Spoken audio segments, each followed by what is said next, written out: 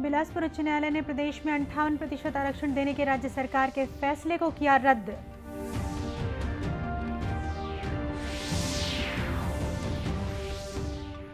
भेंट मुलाकात कार्यक्रम के दूसरे चरण में आज बालोद जिला पहुंचे मुख्यमंत्री।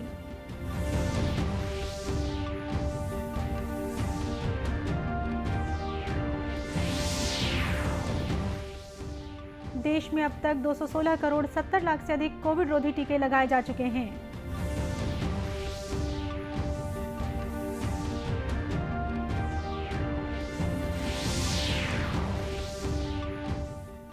और प्रधानमंत्री स्वरोजगार सृजन योजना से आत्मनिर्भर बन रहे हैं कोंडागांव जिले के युवा।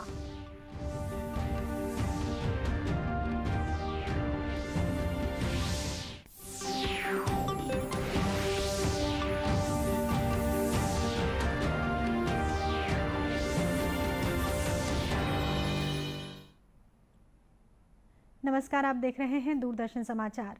मैं हूं शीतला शुक्ला। अब समाचार विस्तार से।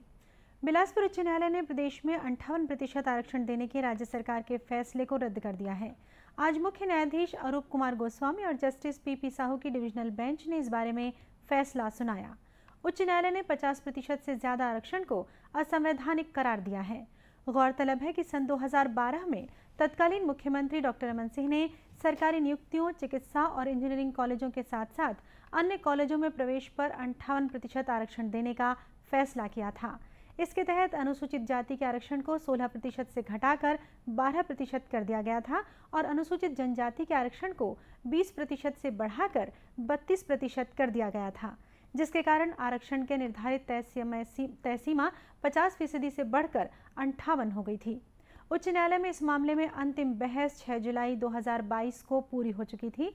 आज इस पर छत्तीसगढ़ उच्च न्यायालय ने अपना फैसला सुनाते हुए बढ़े हुए आरक्षण का प्रतिशत घटाकर पूर्व की भांति 50% रखने का आदेश पारित करते हुए तत्कालीन राज्य सरकार द्वारा पारित आदेश को निरस्त कर दिया है। बिलासपुर उच्च न्यायालय के फैसले के संबंध में प्रदेश कांग्रेस कमेटी के मुख्य प्रवक्ता सुशील आनंद शुक्ला ने कहा कि पूर्ववर्ती सरकार ने 50% से अधिक आरक्षण किन परिस्थितियों में दिया, उसे पूरी तरह सिद्ध नहीं किया है।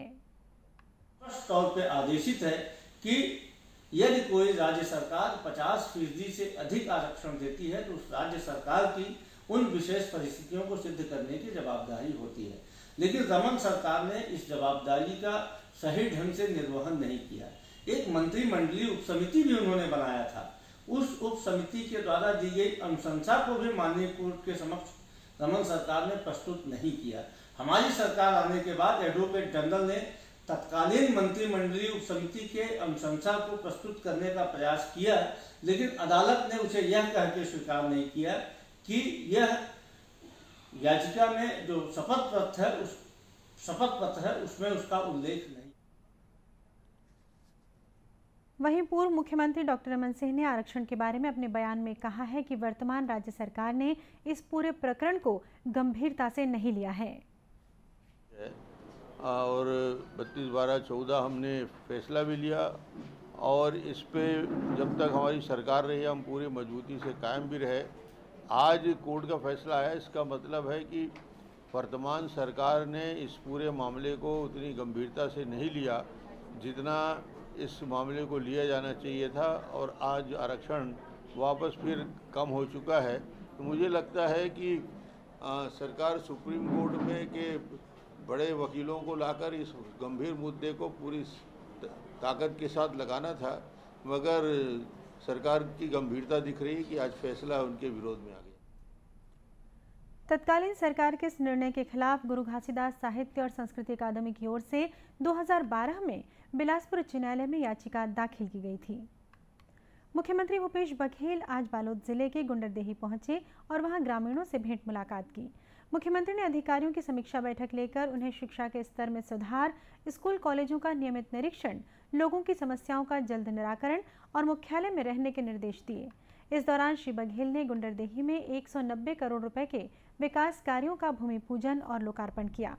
इसके तहत बालोद का शासकीय पॉलिटेक्निक कॉलेज और विभिन्न नल जल योजनाओं का भी लोकार्पण और भूमि पूजन किया गया।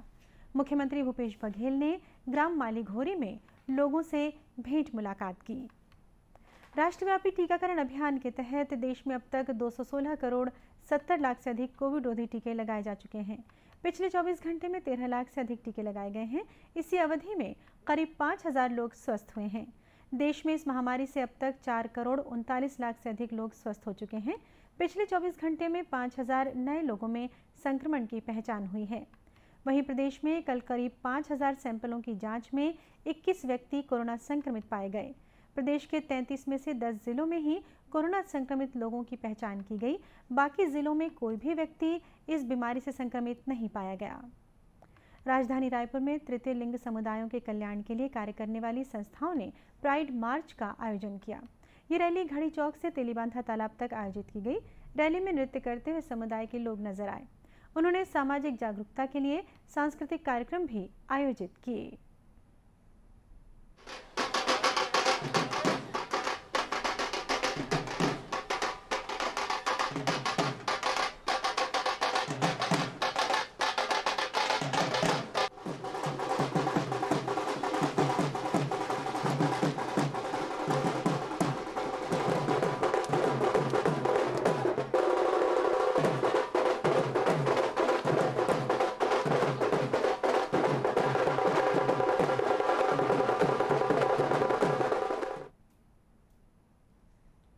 कार्यक्रम में शामिल सामाजिक कार्यकर्ताओं ने बताया कि इस तरह रैली के जरिए तृतीय लिंग समुदाय के लोगों के बारे में समाज के अन्य लोगों को जानने और समझने का अवसर मिलता है।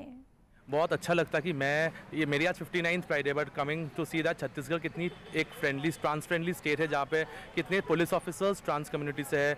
बहुत काम हमारे विद्या जी मितवा समिति से, क्वेयरगढ़ से जो बच्चे कलेक्टिव्स है ये काम कर रहे हैं एक चेंज लाने के लिए। ये वॉक एक मार्च इक्वालिटी के लिए कि जो बेसिक हमारी ह्यूमन राइट्स आज जो डिप्राइव किया जाता है। आप अगर देखेंगे हमें शादी करने के सेम सेक्स शादी, मैरिज राइट्स नहीं है, एडॉप्शन राइट्स नहीं है, लीगल इनहेरिटेंस ऑफ प्रॉपर्टी जब नहीं हो पाती है, तो ये एक वॉक के थ्रू एक मैसेज कन्वे करने के लिए हम सब समान हैं और सब हमारे human rights we shouldn't be deprived of. भी लड़ाई है लोगों के अधिकारों के लिए और इस माध्यम से हम सभी लोग एकत्रित हुए हैं ताकि हम सभी लोग समाज को ये दिखा सकें कि LGBTQ जो समुदाय है ये बहुत बड़ा समुदाय है और कितने ही लोग ऐसे हैं जो अपने आप को अपने जो जिस तरीके से वो रहना चाहते हैं वो नहीं रह पाते, क्योंकि सामाजिक दबाव जो है वो बहुत ज़्यादा है और बहुत अलग अलग लोगों की परिस्थितियां हैं। उन परिस्थितियों में कई बार बहुत असंभव रह पाता है लोगों के लिए अपनी बातों को रख पाना। तो जब तक हम एक दूसरे को सेंसिटाइज नहीं करेंगे, एक दूसरे को अच्छी तरह से समझाएंगे नहीं, तो लोगों की समझ में नहीं आएगा। तो प्राइड एक तरीके का एक कार्यक्रम है जिससे काफ़ी समुदाय के लोग एक साथ आकर लोगों को दिखाएंगे कि ये समुदाय एक बहुत बड़ा समुदाय है और हमारे मौलिक अधिकार जो हैं उनकी जो क्षति हो रही है उसको भरपाई करना बहुत ज़रूरी है। प्राइड मार्च में देश के विभिन्न स्थानों से आए तृतीय लिंग समुदाय के लोग शामिल हुए। उन्होंने सार्वजनिक स्थानों में भेदभाव के खिलाफ कानूनी सुरक्षा की आवश्यकता पर भी जोर दिया। बिलासपुर जिले में यातायात जागरूकता सप्ताह का आयोजन किया जा रहा है। इस दौरान पुलिस मेला और रूबरू कार्यक्रम का आयोजन किया गया, जिसमें लोगों को यातायात संबंधी जानकारी दी गई। इस कार्यक्रम में संभागायुक्त डॉक्टर संजय अलंग ने कहा कि हादसों से बचने के लिए यातायात नियमों का पालन करना बेहद जरूरी है। एक बहुत सशक्त माध्यम है जो जनता को संप्रेषित करने के लिए यातायात सुरक्षा के उपायों को, उससे संबंधित जानकारियों को और किए जा रहे उपायों को सब तक पहुंचाने के लिए, नई विधियों को, सुरक्षा को, और लोग इसमें बढ़ चढ़ के भाग ले रहे हैं। और बिलासपुर पुलिस प्रशासन ने एक बहुत अच्छा आयोजन किया है, उन्हें भी बहुत बधाई। और अधिक जनता से अपील है कि वे अधिक से अधिक संख्या में आएँ, चीज़ों को देखें और समझें और जो भी अपने सुझाव हैं उन्हें दें। कार्यक्रम में शामिल पुलिस महानिरीक्षक रतनलाल डांगी ने लोगों को रूबरू कार्यक्रम के बारे में जानकारी दी। SSP बिलासपुर के द्वारा एक इनोवेटिव एक आइडियाज़ के तहत एक रूबरू कार्यक्रम आयोजित किया, जिसमें जनता और पुलिस के बीच एक तालमेल के जो बढ़े और साथ ही जितने भी यहाँ पर अदर देन पुलिस एजेंसीज है उनको भी एक स्टॉल दी गई है और उनका क्या कार्य है वो लोग उससे परिचित होंगे। आप देखेंगे कि विभिन्न प्रकार के जो वेपन्स जो है वो बच्चों को, लोगों को देखने को मिलेगा।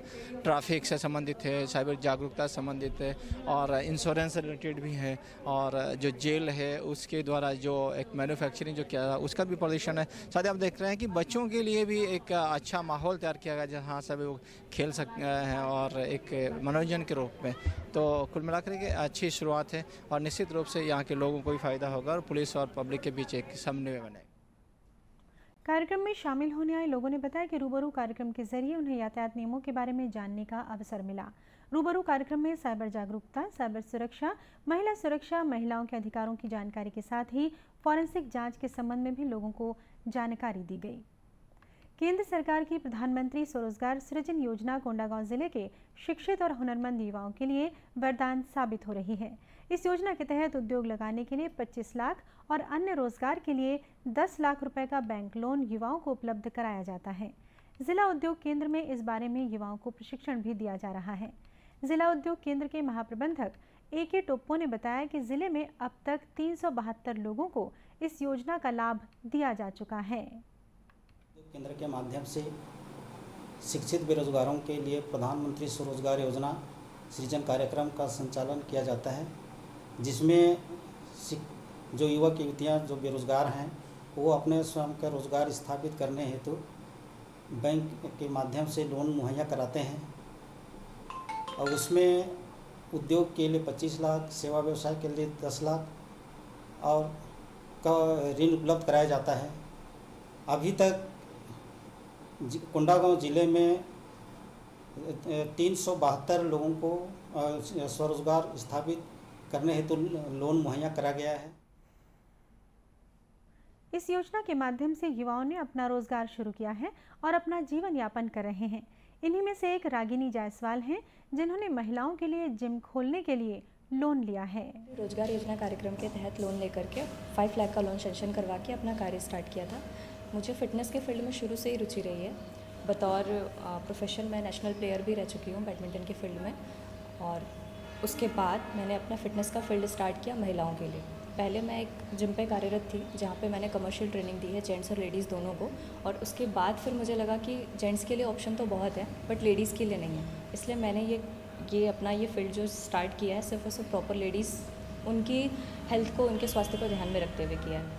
और अभी बस मेरा फोकस इसी पे है कि महिलाएं ज़्यादा से ज़्यादा जितना हो सके स्वस्थ हो सके, अपने स्वास्थ्य के प्रति ध्यान दे सके, अपने हेल्थ को मेंटेन कर सके। और जाहिर सी बात है, अगर एक महिला स्वस्थ होती है, अगर एक महिला शिक्षित होती है तो उनका पूरा परिवार शिक्षित होता है, पूरा परिवार स्वस्थ होता है। इस तरह प्रधानमंत्री स्वरोजगार योजना के तहत बेरोजगार युवा आत्मनिर्भर बन रहे हैं और अन्य लोगों को भी रोजगार उपलब्ध करा रहे हैं।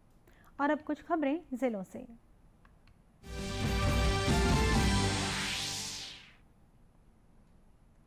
दुर्ग जिले में पुलिस ने रात में लोगों को यातायात के प्रति जागरूक करने अभियान चलाया है। इसके तहत सीट बेल्ट और हेलमेट लगाने के लिए प्रेरित किया जा रहा है। साथ ही तेज रफ्तार से वाहन नहीं चलाने की समझाइश भी दी जा रही है। पुलिस अधीक्षक अभिषेक पल्लव ने बताया कि इस अभियान के तहत अब तक 500 से अधिक वाहन चालकों को यातायात नियमों के प्रति जागरूक किया गया है। साथ ही 20 दोपहिया वाहन चालकों के खिलाफ कार्रवाई की गई है। राजनांदगांव नगर निगम के सभागार में अनियमित निर्माण कार्यों को नियमित कराने संबंधित जानकारी देने के लिए एक कार्यशाला का आयोजन किया गया। इसमें महापौर हेमा देशमुख और नगर निगम कमिश्नर आशुतोष चतुर्वेदी ने नियमितीकरण अधिनियम में संशोधन के बारे में लोगों को बताया। उन्होंने कहा कि लोगों को अपने अनियमित कार्यों को नियमित कराने के लिए आवेदन के साथ मकान के कागजात, नक्शा और संपत्ति कर या बिजली बिल के रसीद की कॉपी के साथ निर्धारित शुल्क जमा करना जरूरी होगा।